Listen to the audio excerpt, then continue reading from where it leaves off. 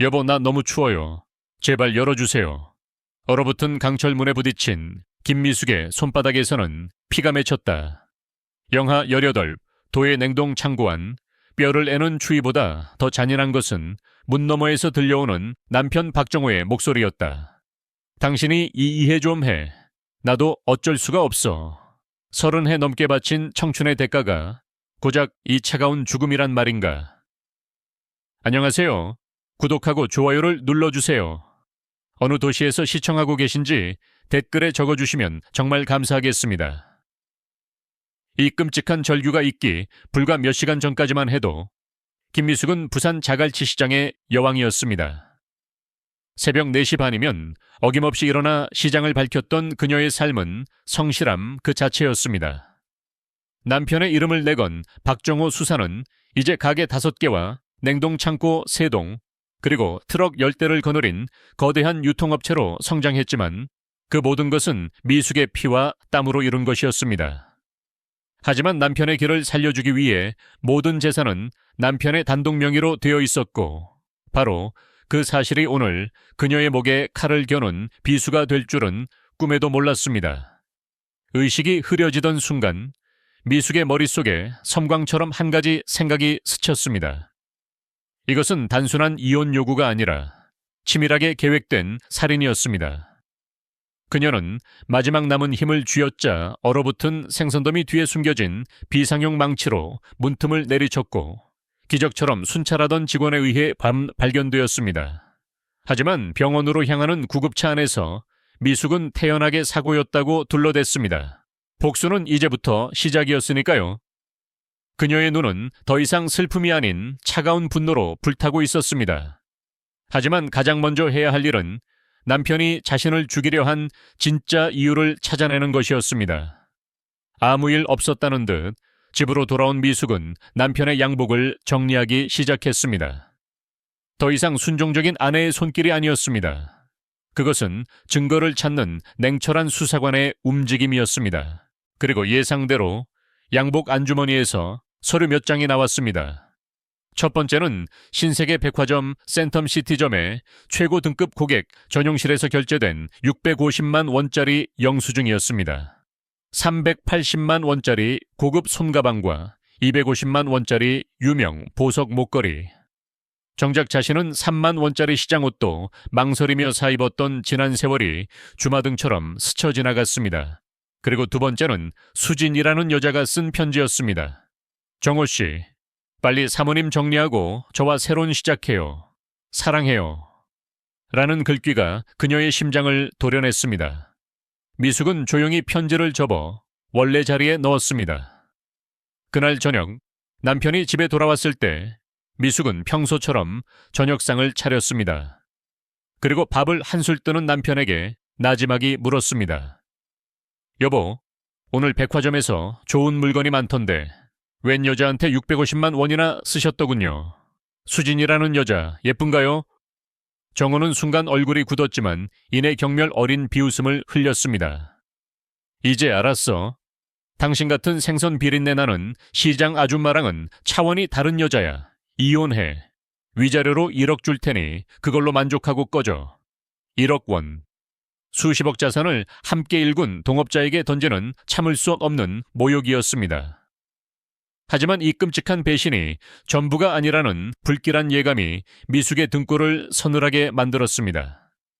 이것은 거대한 비극의 서막에 불과했습니다. 다음 날 남편이 서울 출장이라는 익숙한 거짓말을 남기고 내연녀를 만나러 떠난 사이 미숙은 박정호 수산의 사무실로 향했습니다. 30년간 그녀의 손때가 묻은 그곳은 이제 적진의 심장부처럼 낯설고 차가웠습니다. 남편이 가장 소중히 여기는 서류들을 보관하는 낡은 금고 앞에 선 그녀는 망설임 없이 비밀번호를 눌렀습니다. 그 번호는 그들의 결혼기념일이었습니다. 금고 문이 둔탁한 소리를 내며 열리자 안에는 2개의 장부가 나란히 놓여 있었습니다. 하나는 세무서에 제출하는 깨끗한 공식 장부, 그리고 다른 하나는 검은 펜으로 빼곡히 채워진 진짜 거래 내역이 담긴 이중 장부였습니다. 미숙은 떨리는 손으로 장부를 넘겼습니다. 서울의 한성수산이라는 업체와 지난 3년간 무려 20억 원이 넘는 허위 거래를 통해 비자금을 조성한 기록이 고스란히 담겨 있었습니다. 한성수산은 바로 내연녀 수진이 격리과장으로 일하는 회사였습니다. 그들은 공모하여 회사의 돈을 야금야금 빼돌리고 있었던 것입니다. 충격에 휩싸인 미숙은 마지막 희망을 걸고 20년 지기 친구이자 같은 업계에서 일하는 영숙에게 전화를 걸었습니다. 연니, 나 좀 도와줘. 정호 씨가 바람 피우고 회사 돈을 빼돌리고 있어. 하지만 수수하긴 너머로 돌아온 영숙의 대답은 얼음장처럼 차가웠습니다. 미숙아, 너 요즘 갱년기라 예민해서 그래. 박 사장이 그럴 사람이 아니잖아. 그 순간 미숙은 깨달았습니다. 남편이 이미 가장 가까운 친구에게까지 손을 써놓았다는 것을. 세상에 완벽히 혼자 남겨졌다는 공포가 그녀를 덮쳤지만 이중장부 마지막 페이지에서 발견한 얇은 서류 한 장은 그 공포를 순식간에 경악으로 바꾸어 놓았습니다. 장부 맨 아래에는 복사된 생명보험처음 증서가 끼워져 있었습니다. 피보험자 김미숙, 사망시 보험금 10억 원, 그리고 수익자 박정호. 가입일은 불과 석 달 전이었습니다. 그제야 잊고 있던 기억의 조각이 퍼즐처럼 맞춰졌습니다. 석 달 전 남편은 유난히 그녀의 건강을 챙기며 종합건강검진을 권했습니다. 수면 내시경을 받고 마취 기운에 비몽사몽한 그녀에게 남편은 몇 가지 일상적인 서류라며 사인을 하도록 다정하게 유도했습니다.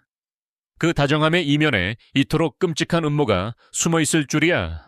모든 것이 명확해졌습니다. 불륜과 횡령, 그리고 살인 계획. 정호는 횡령 사실이 발각될 경우를 대비해 자신을 사고사로 위장하여 10억 원의 보험금으로 모든 빚을 청산하고 내연녀와 새로운 인생을 시작하려 했던 것입니다.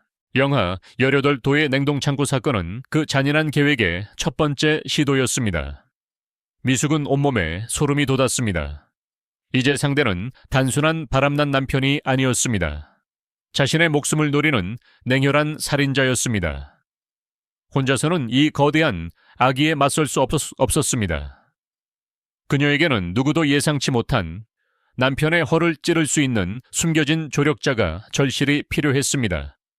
그리고 그녀의 머릿속에 한 사람의 얼굴이 떠올랐습니다. 미숙은 박정호 수산의 가장 눈에 띄지 않는 직원 이철수를 조용히 불렀습니다. 남편은 늘 그를 능력 없고 답답하다며 무시했지만 미숙은 그의 성실함과 홀로 병든 어머니를 모시는 지극한 효심을 오랫동안 눈여겨보고 있었습니다. 5년 전 미숙은 남편 몰래 모아둔 비자금 3천만 원을 헐어 철수의 어머니 수술비를 남몰래 지원해 주었습니다. 어두운 창고 구석에서 만난 철수에게 미숙은 떨리는 목소리로 모든 사실을 털어놓았습니다. 철수 씨, 이건 내 목숨이 걸린 일이에요. 나 좀 도와줘요, 뷰. 그녀의 절박한 눈빛 앞에서 철수는 아무 말 없이 고개를 깊이 끄덕였습니다. 그의 굳게 담은 입술과 결연한 눈빛에는 빚을 갚을 기회를 잡은 자의 묵직한 충성심이 서려 있었습니다. 그날 이후 철수는 미숙의 눈과 귀가 되어 그림자처럼 남편의 모든 것을 감시하기 시작했습니다. 남편 박정호는 자신의 발밑에서 조여오는 서늘한 복수의 덫을 전혀 눈치채지 못한 채 다음 계획을 차근차근 실행에 옮기고 있었습니다. 그의 오만함은 스스로의 무덤을 파는 삽질이 될 것이었습니다. 정호의 연기는 완벽했습니다. 그는 자갈치 시장의 상인들을 일일이 찾아다니며 눈물까지 글썽겼습니다. 제 아내가 요즘 갱년기 우울증이 심해져서 저를 의심하고 심지어 제가 자기를 죽이려 한다는 헛소리까지 합니다. 정말 미치겠습니다. 그의 진심 어린 호소에 시장 사람들은 모두 동정의 눈빛을 보냈고 미숙은 순식간에 남편을 괴롭히는 정신 나간 아내가 되었습니다. 며칠 후 새벽, 미숙은 코를 찌르는 희미한 가스 냄새에 쏘스라치며 잠에서 깼습니다. 어둠 속 주방에서는 가스레인지에 연결된 고무 호스가 날카로운 흉기로 잘린 채 가스를 내뿜고 있었습니다. 남편의 두 번째 살인 시도였습니다. 하지만 이번에는 상황이 달랐습니다. 미숙의 지시로 철수가 미리 설치해둔 초소형 카메라가 어둠 속에서 붉은 빛을 깜빡이며 모든 것을 기록하고 있었습니다.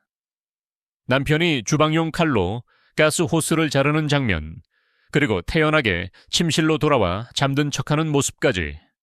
남편은 미숙이 가스 냄새를 맡고 비명을 지르며 뛰쳐나오자 기다렸다는 듯이 자식들을 불렀습니다. 봐라, 네 엄마가 이제 환각까지 본다. 스스로 가스를 틀어놓고 내가 그랬다고 하잖니. 그의 얼굴에는 승리자의 여유마저 감돌았습니다. 하지만 그는 가장 끔찍한 충격이 바로 문 앞에서 자신을 기다리고 있다는 사실을 꿈에도 몰랐습니다. 모든 것이 끝났다고 생각한 순간이 바로 모든 것의 시작이었습니다. 완벽하게 승기를 잡았다고 확신한 정호는 가족들을 모두 불러 모았습니다. 마치 최후 통첩을 하듯 그는 딸 현주와 아들 민준이 지켜보는 앞에서 이혼 서류와 재산 포기 각서를 미숙의 얼굴 앞에 내던졌습니다. 여기 서명해 그럼 얌전히 정신병원에 입원하는 걸로 끝내주지.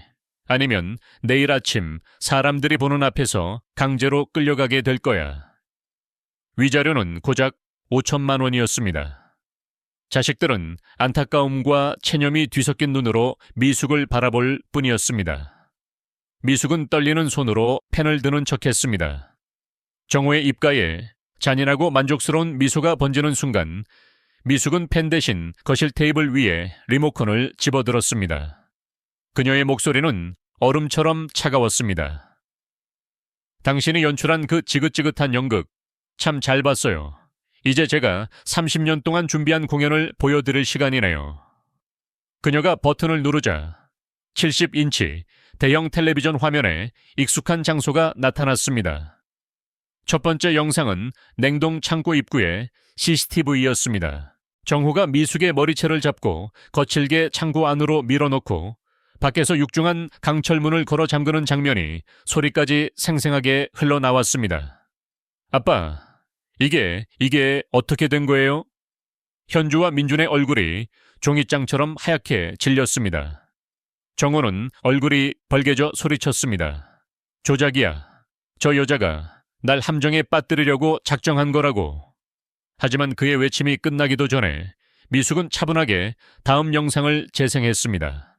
남편의 차에 설치된 블랙박스 영상이었습니다. 화면 속에서 남편은 내연녀 수진과 차 안에서 진하게 입을 맞추고 있었습니다. 그리고 그들의 추악한 대화가 거실을 가득 메웠습니다. 자기야, 10억 보험금만 받으면 우리 인생 피는 거야. 그 비린내 나는 아줌마만 깔끔하게 없어지면 돼. 자식들의 눈에는 이제 경멸과 혐오가 가득 찼습니다. 하지만 이것은 시작에 불과했습니다. 미숙의 복수는 이제부터가 진짜였습니다. 지옥의 문은 이제 막 열렸을 뿐이었습니다. 이건 당신과 그 여자, 수진이가 지난 3년간 빼돌린 20억 원의 자금 흐름을 정리한 자료야. 미숙이 두툼한 서류 뭉치를 유리 테이블 위에 던졌습니다. 철수가 밤을 새워 정리한 완벽한 자금 추적 보고서였습니다. 유리잔들이 부딪히며 날카로운 소리를 냈습니다.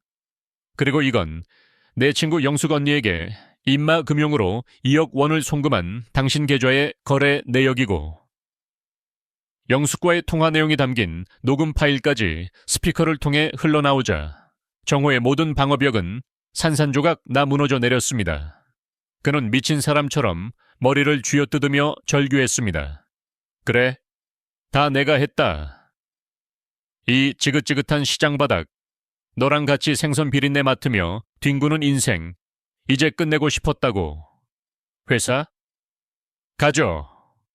그깟 회사, 다 가져가 버려.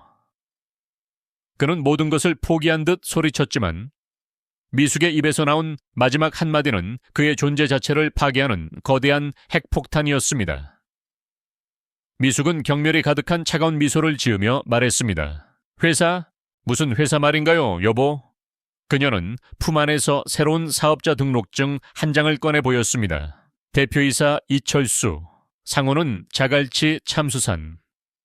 지난 1년간 당신이 서울 여자와 놀아나며 나를 죽일 계획을 세우는 동안 난 우리 회사의 핵심 거래처 50곳과 모두 재계약을 마쳤어요. 당신이 평생 무시했던 바로 그 직원 철수 씨 이름으로 세운 새 회사로 말이죠. 당신이 가진 박정호 수사는 이제 수십억의 빚더미와 텅 빈 냉동 창고뿐이에요. 축하해요. 당신은 드디어 빈 껍데기 왕국의 왕이 된 거라고요.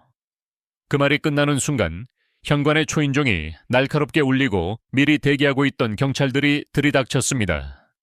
살인미수, 횡령, 배임 혐의로 수갑이 채워지는 남편의 텅 빈 눈동자를 바라보며 미숙은 나지막이 읊조렸습니다. 당신이 짓밟은 내 30년 청춘의 값, 이걸로는 너무 싸지 않나요? 그녀의 복수는 무자비했고 가해자의 파멸은 완벽했습니다.